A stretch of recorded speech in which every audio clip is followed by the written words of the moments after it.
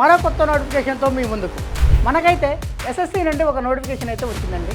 ఏంటా నోటిఫికేషన్ అంటే భారత ప్రభుత్వంలోని వివిధ మంత్రిత్వ శాఖల్లోనూ వివిధ విభాగాలలోనూ వివిధ సంస్థల్లోనూ గ్రూప్ బి మరియు గ్రూప్ సి పోస్టులు అయితే ఖాళీగా ఉన్నాయి. ఈ ఖాళీలను భర్తీ చేయాలనే ఉద్దేశంతో ఈ నోటిఫికేషన్ అయితే విడుదల చేయడం జరిగింది.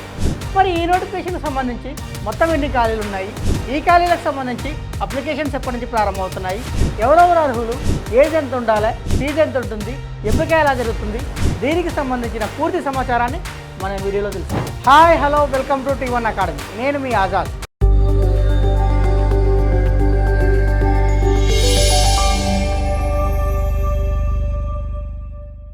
ఎస్ఎస్సి స్టాఫ్ సెలక్షన్ కమిషన్ మనకి ఏదైనా ఒక సంస్థ నుండి ఒక నోటిఫికేషన్ వచ్చినప్పుడు ఆ నోటిఫికేషన్కి అప్లికేషన్ చేసుకోవడానికంటే ముందు అసలు ఆ నోటిఫికేషన్ ఏ సంస్థ నుండి వచ్చింది, ఆ సంస్థ యొక్క పూర్వపరాలను తెలుసుకున్న తర్వాతనే మీరైతే ఆ నోటిఫికేషన్కి అప్లికేషన్ చేసుకోవాలి.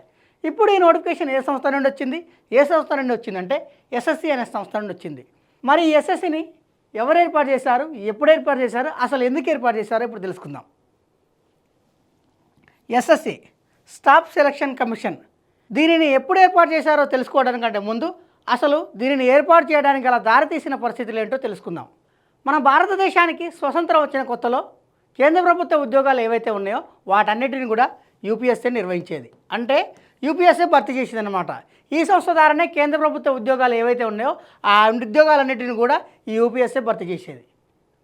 కాలక్రమేణా ఏమైందంటే కేంద్ర ప్రభుత్వంలో శాఖలు పెరిగినాయి, విభాగాలు పెరిగినాయి. దానివల్ల ఏమైందంటే సిబ్బందుల అవసరం ఏర్పడింది. అంటే ఎక్కువ సంఖ్యలో సిబ్బంది కావాల్సిన అవసరం ఏర్పడింది. దీనివల్ల ఏమైందంటే అంతకుముందు ఉన్న కేంద్ర ప్రభుత్వ ఉద్యోగాలన్నింటినీ కూడా యూపీఎస్సీ ఏర్పాటు చేసేది, భర్తీ చేసేది. మరియు కొత్తగా సిబ్బంది కూడా ఏర్పాటవుతుంది కాబట్టి వీటిని కూడా యూపీఎస్సీ భర్తీ చేయాల్సిన పరిస్థితి ఏర్పడింది. దీనివల్ల ఏం జరుగుతుందంటే యూపీఎస్పై భారం పడుతుంది. కాబట్టి యూపీఎస్పై భారం తగ్గించాలనే ఉద్దేశంతో ఏం చేసిరంటే భారత ప్రభుత్వం ఒక 2 కమిటీలు నియమించింది. మరి ఈ 2 కమిషన్లు ఏం చెప్పినాయి అంటే యూపీఎస్పై భారం తగ్గాలంటే కేవలం యూపీఎస్సీ ఉన్నత స్థాయి ఉద్యోగాలు మాత్రమే నిర్వహించాలి, అంటే భర్తీ చేయాలి. మిగతా కింది స్థాయి ఉద్యోగాలు ఏవైతే ఉన్నాయో వాటన్నిటిని కూడా నిర్వహించడం కోసం ఒక ప్రత్యేకమైన సర్వీస్ కమిషన్ కావాలని చెప్పేసి కమిటీ చెప్పింది. ఈ 2 కమిషన్ల యొక్క సిఫారసుల మేరకు భారత ప్రభుత్వం ఏం చేసిందంటే 1975 నవంబర్ 4వ తారీఖు నాడు సబార్డినేట్ సర్వీస్ కమిషన్ అనే పేరుతో ఈ స్టాఫ్ సెలక్షన్ కమిషన్ అయితే ఏర్పాటు చేయడం జరిగింది. మరి ఇంతకు స్టాఫ్ సెలక్షన్ కమిషన్గా ఈ సబార్డినేట్ సర్వీసెస్ కమిషన్ ఎప్పుడు మారిందంటే ఈ సబార్డినేట్ సర్వీసెస్ కమిషన్ ఏర్పడిన 2 సంవత్సరాల తర్వాత ఇది స్టాఫ్ సెలక్షన్ కమిషన్గా మారింది. ఎప్పుడు 1977లో. నోటిఫికేషన్ విషయానికి వచ్చేసరికి ఏ పోస్టులు ఖాళీగా ఉన్నాయి అంటే గ్రూప్ బి పోస్టులు, గ్రూప్ సి పోస్టులు.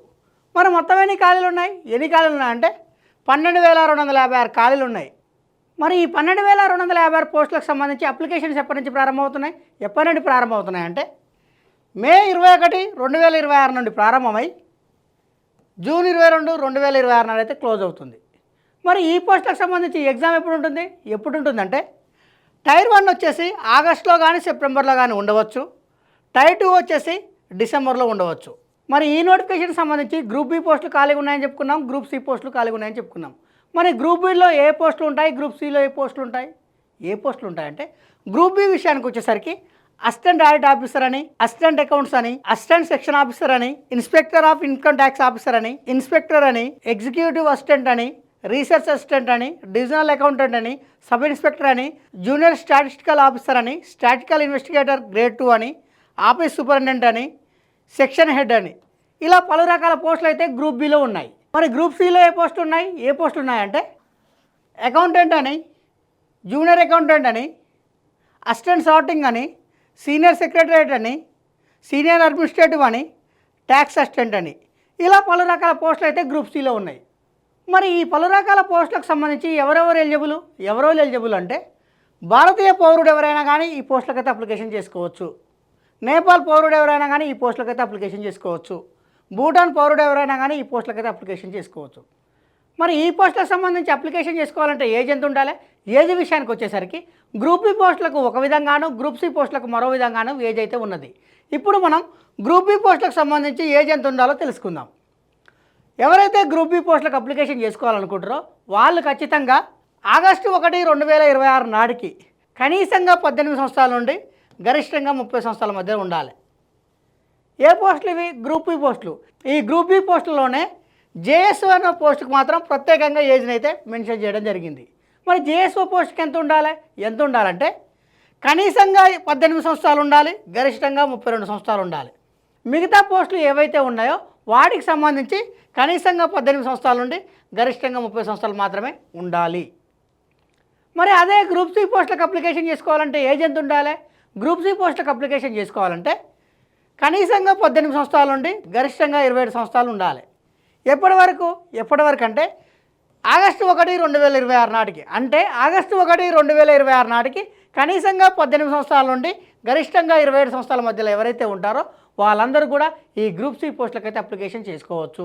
మరి ఈ పోస్టులకు సంబంధించి ఏజ్ రిలాక్సేషన్ ఉంటుందా అంటే ఉంటుంది.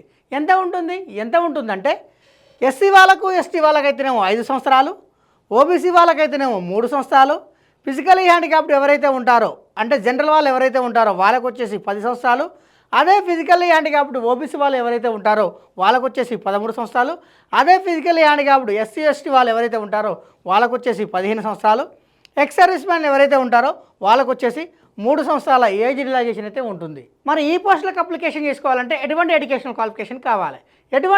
క్వాలిఫికేషన్ కావాలంటే ఎవరైతే గ్రూప్ బి పోస్టులకు మరియు గ్రూప్ సి పోస్టులకు అప్లికేషన్ చేసుకోవాలనుకుంటారో వాళ్ళు ఖచ్చితంగా ఏదైనా గుర్తింపు పొందిన యూనివర్సిటీ నుండి డిగ్రీ క్వాలిఫై అయితే సరిపోతుందండి.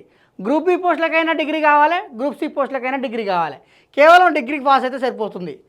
పర్సంటేజ్ ఇచ్చాడా అంటే లేదండి, కేవలం పాస్ అయితే చాలు. కాకపోతే కొన్ని పోస్టులకు మాత్రం ప్రాధాన్యత ఇచ్చాడు. ఎలా అంటే ఉదాహరణకి మనం అసిస్టెంట్ ఆడిట్ ఆఫీసర్ తీసుకుందాం. ఈ పోస్ట్కి అప్లికేషన్ చేసుకోవాలంటే క్వాలిఫికేషన్ ఏం కావాలంటే ఎనీ డిగ్రీ, అంటే డిగ్రీ క్వాలిఫై అయితే సరిపోతుంది. మరి దీనికి ఇచ్చిన ప్రాధాన్యత ఏంటి అంటే ఈ డిగ్రీతో పాటు ఎవరికైతే సిఏ కానీ సిఎంఏ కానీ ఉంటే వాళ్ళకైతే మొదటి ప్రాధాన్యత ఇస్తారు. అంటే మొదటి ప్రాధాన్యత ఇవ్వడం అంటే ఏమి లేదండి, 2 వ్యక్తులు ఉన్నారు. ఈ 2 వ్యక్తులకు కూడా ఎగ్జామ్లో సరిసమాన మార్కులు అయితే వచ్చినాయి. ఈ సరిసమాన మార్కులు వచ్చిన వాళ్ళ ఎడ్యుకేషన్ క్వాలిఫికేషన్ ఎలా ఉన్నాయంటే ఒక ఆయనకేమో కేవలం డిగ్రీ మాత్రమే ఉంది, ఇంకో ఆయనకు డిగ్రీతో పాటు ఇటు సిఏ ఉన్నది, సిఎంఏ ఉన్నది. ఇప్పుడు ఉద్యోగం ఎవరికి ఇస్తారంటే ఈ డిగ్రీతో పాటు సిఏ కానీ సిఎంఏ కానీ ఎవరైతే కలిగి ఉంటారో ఆయనకు మాత్రమే ఇస్తారు. అన్ని పోస్టులకు ఎడ్యుకేషన్ క్వాలిఫికేషన్ డిగ్రీ అనే చెప్పుకున్నాం.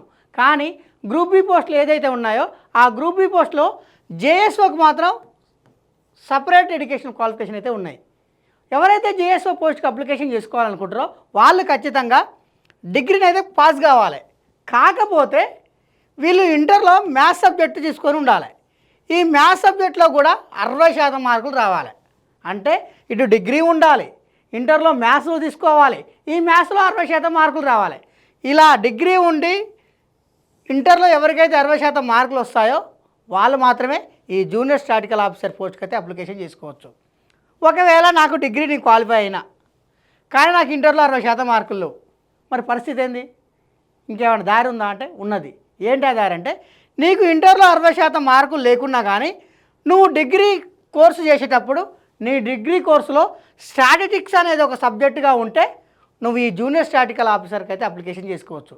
ఈ పోస్టుకు మినహాయించి మిగతా అన్ని పోస్టులకు కూడా కేవలం డిగ్రీ మాత్రమే క్వాలిఫికేషన్. అది గ్రూప్ సి పోస్టులైనా గ్రూప్ బి పోస్టులైనా. మరి ఈ పోస్టులకు అప్లికేషన్ చేసుకోవాలంటే అప్లికేషన్ ఫీజు ఎంత? అప్లికేషన్ ఫీజు విషయానికి వచ్చేసరికి జనరల్ వాళ్ళకు, ఓబీసీ వాళ్ళకు, ఈడబ్ల్యూఎస్ వాళ్ళకు వచ్చేసి 100 రూపాయల అప్లికేషన్ ఫీజు అయితే ఉన్నది. అదే ఎస్సీ వాళ్ళకు, ఎస్టీ వాళ్ళకు, ఉమెన్స్ క్యాండిడేట్స్ ఎవరైతే ఉన్నారో వాళ్ళకి, ఫిజికల్ హ్యాండిక్యాప్డ్ ఎవరైతే ఉన్నారో వాళ్ళకి, ఎక్స్ సర్వీస్ మ్యాన్ వాళ్ళు ఎవరైతే ఉన్నారో వాళ్ళకైతే ఫీజు అయితే లేదండి. కేవలం జనరల్ వాళ్ళకు, ఈడబ్ల్యూఎస్ వాళ్ళకు, ఓబీసీ వాళ్ళకు మాత్రమే 100 రూపాయల ఫీజు అయితే ఉన్నది. మరి ఈ పోస్టులకు సంబంధించి ఎగ్జామినేషన్ సెంటర్స్ ఎక్కడెక్కడ ఇచ్చాడంటే మన ఆంధ్రప్రదేశ్ విషయానికి వచ్చేసరికి చీరాల, గుంటూరు, కాకినాడ, కర్నూలు, నెల్లూరు, రాజమండ్రి, తిరుపతి, విజయనగరం, విజయవాడ, విశాఖపట్నం, ఏలూరు, శ్రీకాకుళం, ఒంగోలు వీటిని అయితే ఎగ్జామినేషన్ సెంటర్గా ఇవ్వడం జరిగింది. అదే మన తెలంగాణ విషయానికి వచ్చేసరికి హైదరాబాదు, కరీంనగర్, వరంగల్, సిద్దిపేట వీటిని అయితే ఎగ్జామినేషన్ సెంటర్గా ఇవ్వడం అయితే జరిగింది. మరి ఈ పోస్టులకు సంబంధించి ఎంపిక ఎలా ఉంటుంది? ఎంపిక విషయానికి వచ్చేసరికి ఈ పోస్టులకు అయితే కేవలం రాత పరీక్ష ఆధారంగా మాత్రమే మిమ్మల్ని అయితే ఎంపిక చేయడం జరుగుతుంది. ఎటువంటి ఇంటర్వ్యూలు అయితే లేవు. కాకపోతే ఈ రాత పరీక్షల్లో 2 టైర్లు ఉంటాయి. టైర్ 1 అని, టైర్ 2 అని. టైర్ 1లో ఎవరైతే మెరిట్ సాధిస్తారో వాళ్ళని టైర్ 2కి అయితే ఎంపిక చేయడం జరుగుతుంది. ఈ టైర్ 2లో వచ్చిన మార్కుల ఆధారంగా మాత్రమే మిమ్మల్ని అయితే ఈ పోస్టులకు అయితే ఎంపిక చేయడం జరుగుతుంది. మరి టైర్ 1కి సంబంధించి ఎగ్జామ్ ప్యాటర్న్ ఎలా ఉంటుంది? ఎగ్జామ్ ప్యాటర్న్ విషయానికి వచ్చేసరికి మొత్తం వచ్చేసి 100 క్వశ్చన్స్ అయితే ఉంటాయండి. మొత్తం మార్కులు వచ్చేసి 200 మార్కులు. అంటే ఒక్కొక్క క్వశ్చన్కు 2 మార్కులు అనమాట.